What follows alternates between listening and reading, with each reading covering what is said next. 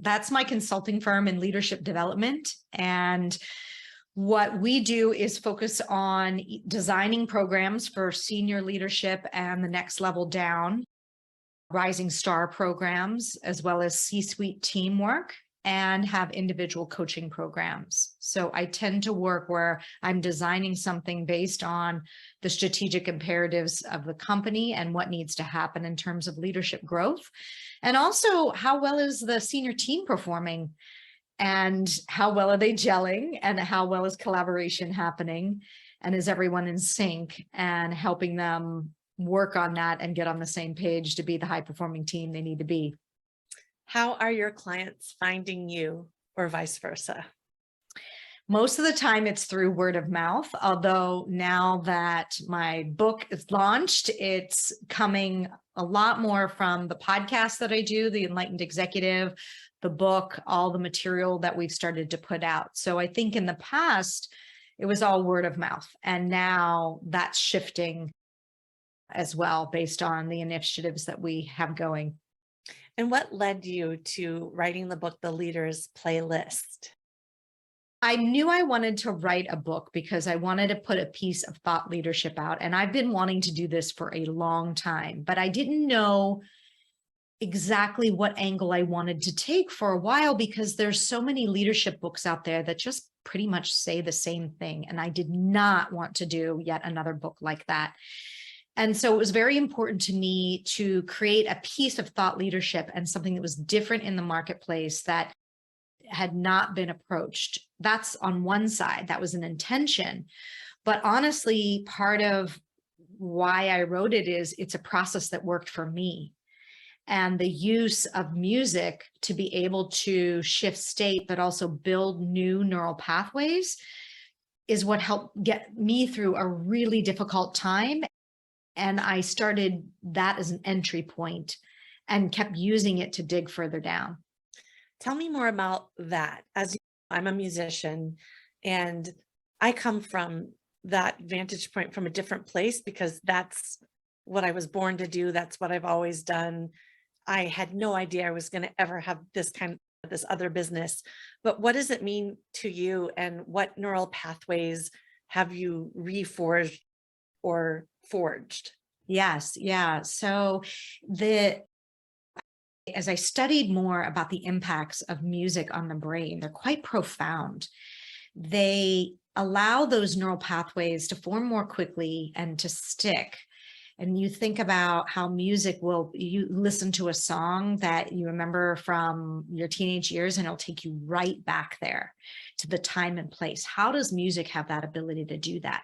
How does music have the ability to be used with Alzheimer's patients who are unresponsive, and all of a sudden they come alive?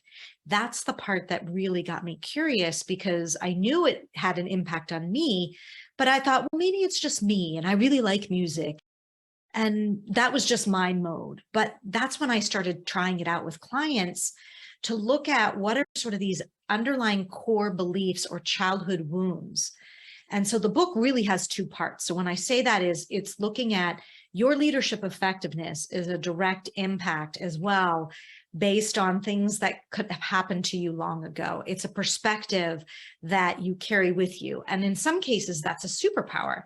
But I've also seen, in doing this work now for 2 decades in leadership development, that it comes with also some liabilities. And what I wanted to get to is, let's see if we can uncover the liability, which is the perspective that's not serving you, the underlying background music. Use music as a way for you to identify when you're on I call it the 8-lane highway to hell, meaning that's the neural pathway that's been grooved and grooved. And how can we use music to create a new neural pathway and really lock that in a way with that superpower of supercharged of music? What types of music? Do you have like specific genres or actual specific tracks? I have some examples, but because music is, how it touches you is different than how it touches me. Absolutely. So in reality, in the book, I go through the 7-step process, and you select the music based on the emotional state it gets you in. And we identify what's that emotional state? What is the new playlist title? What is the emotional state you most want to be in? That is the counterbalance to the old neural pathway of the old belief. And so how we create that, for some people it's rap, for some people it's classical, right? And it's really, what does the music do to you? I was just thinking about that if you asked just about any person what their favorite band is, they will probably select a band from the years of like 15 to 21 that they listened to during that time period. And that genre or that time period of music is probably what they, in their 30s and their 40s and their 50s, are going to go back to, because it is such a nostalgic thing, similar to scent. And I find it pretty amazing. And interestingly enough, as a musician, I used to be interviewed all the time as a jazz vocalist, and people would say, who are your inspirations? And when I say Bonnie Raitt, people that have nothing, like the Police, they're like, wait, what? Yeah. Did you want me to make something up, or do you want me to tell you the truth? Yeah. Okay. Yeah. So about the book, how are you leveraging it, and what are your goals with the book? So the book, to some degree, is to attract a community of leaders and entrepreneurs who are interested in this idea of enlightened leadership, right? And that's why I have this podcast, The Enlightened Executive, because I really believe, sort of one person at a time, if we start to heal some of these old perspectives and triggers, we're going to show up so much better. And we're going to be committed more to a meaningful mission outside ourselves versus actually feeding more egoic type wounds. So that's my main mission. And I see so much, I think post-pandemic, people are hurting. You look at the road rage, you look at the level of anxiety, you look at the sort of divisiveness that we have. It's scary. It scares me in a way that I've never been scared before of that. And so I guess this is my way of trying to offer a solution that is accessible to all, that is a way for people to get cognizant of how do they take control of sort of these old patterns that don't serve them anymore and turn them in. Personally, in terms of my business, I'm hoping to transition a bit more to digital, right? So much of what I do is in person, and the coaches I use, it's very like labor intensive and one-to-one. There are groups, obviously there's team sessions, but very bespoke.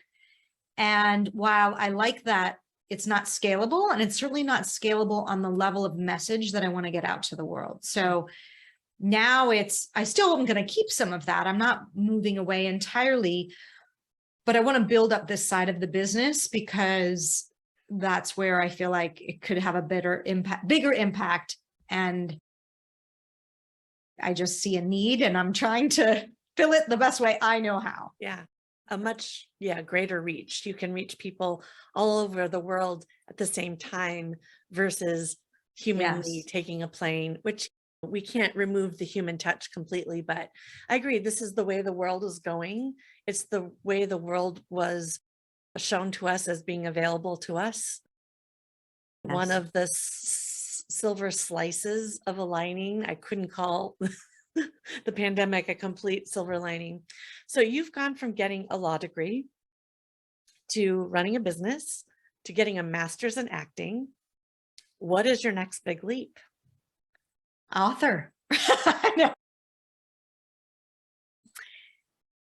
I think I'm probably going to be doing a lot more speaking. And I think actually what's going to happen is part of the work we're doing is going to move beyond leadership. In fact, when I wrote my book, there's enough material there for 2 books. And I worked with the publisher to craft the message that was specific to leadership. But there's a whole nother section which talks about the outcomes in my personal life and me searching for my partner, which I'm using the music now to draw in.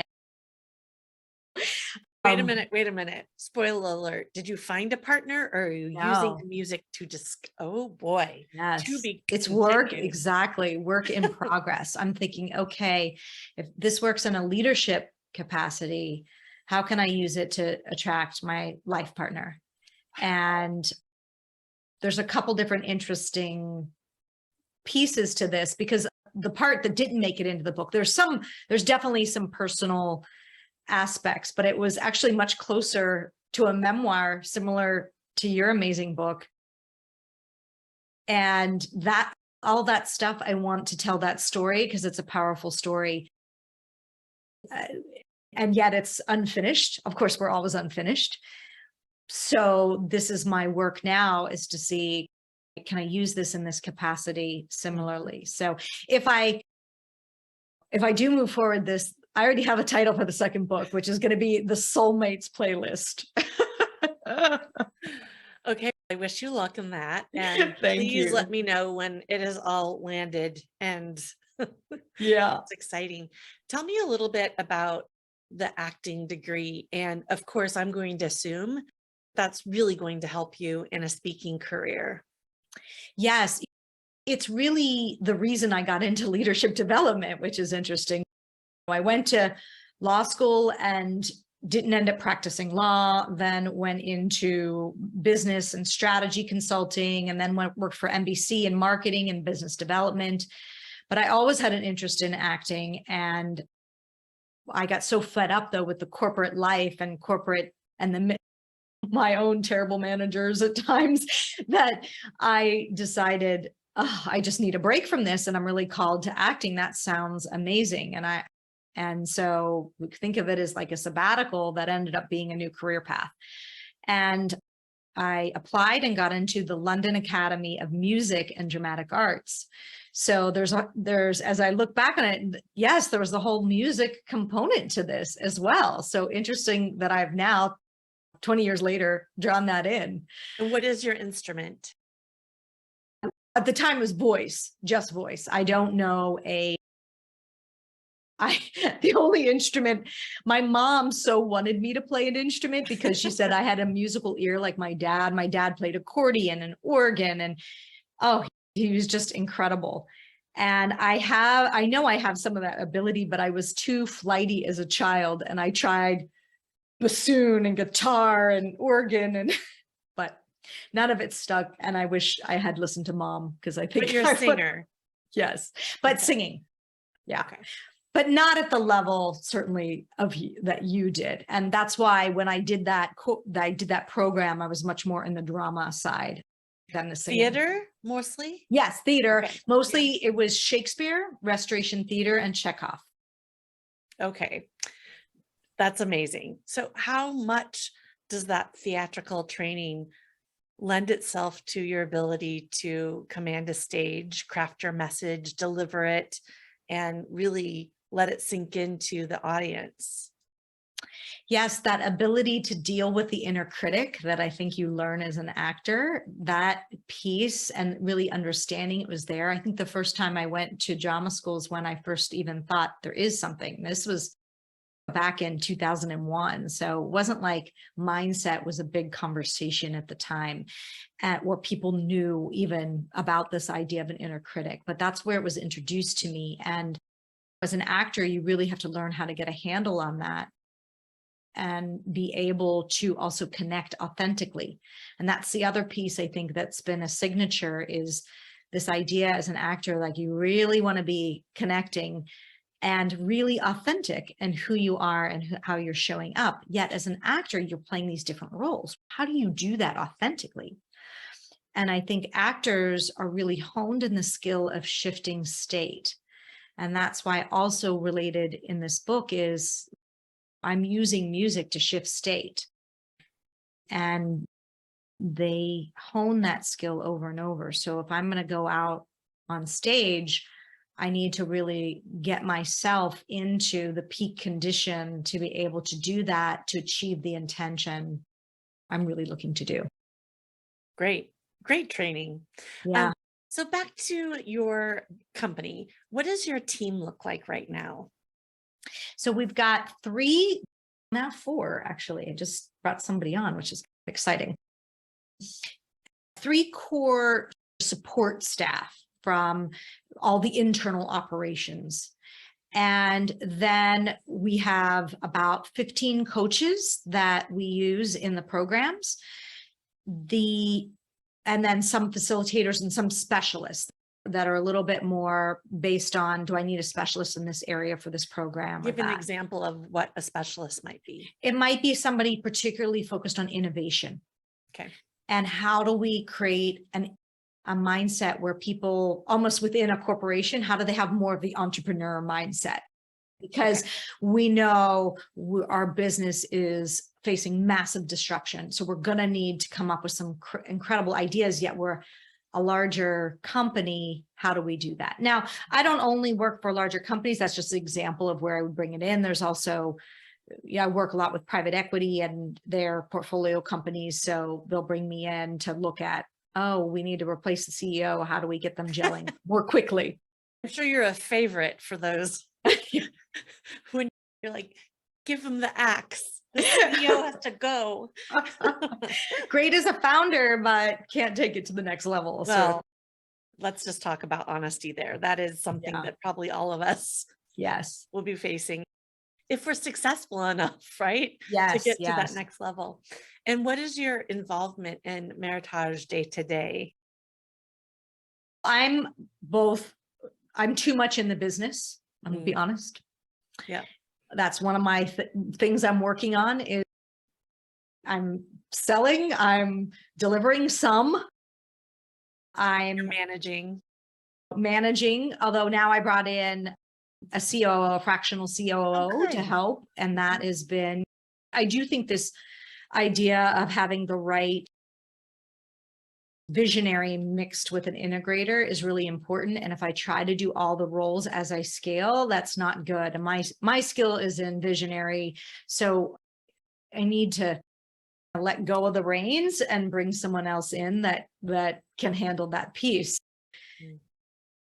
I think that's really important for a lot of entrepreneurs to see which aspect of that is at what point do you do that, and which aspect do you gravitate more towards and get that right partner in. I'd love to share this with you as it may inspire you or it may just inform you. Yeah. I have a company that's 21 years old, and I just, for the first time ever, hired a full-time COO. Mind blown. He is amazing, and he's taking us to so many different levels that I could have, but I'm too tired. Yeah. I'm too tired. Okay. But I've also started this other completely different company. And guess what I've done, Susan? I've hired a fractional COO at the start. Nice. So at the very same moment, my 21-year-old business has a COO. For the first time, at the very same time, my new business has a COO. And I really want to see what that development can be. So I'm really excited, and I'm really glad to have been able to share that with you. Yes, that is great. Yes. I can't wait to see what happens now that Me too. So you can wait to see what happens for me. And I want to see what happens with you and your relationship status. Yeah. Yes. Maybe I'll have more space now to actually. That is probably exactly. Here's the deal. The next book, hire a COO so you can land your life partner. Yeah, exactly. Okay. So the last thing I want to ask you is, what are you focusing on? What is one of the biggest strategies for growth that you're focusing on to scale and grow Meritage? How can we move from more bespoke type work, and leadership development is very hard. It's not easily productized. How do I create a repeatable process that can be one to many? That is the biggest conundrum, and still have it be impactful, because there's a lot of people out there like trying to do that, but it's pretty watered down. And so threading that needle of really making it impactful while making it much more scalable and repeatable, that's nut I'm cracking. So I understand that for scale and growth, and that makes absolute sense. How will you, so your book is a lead generation tool, but how are you getting Meritage, this digital implementation and the book in front of people? Oh, how am I getting, so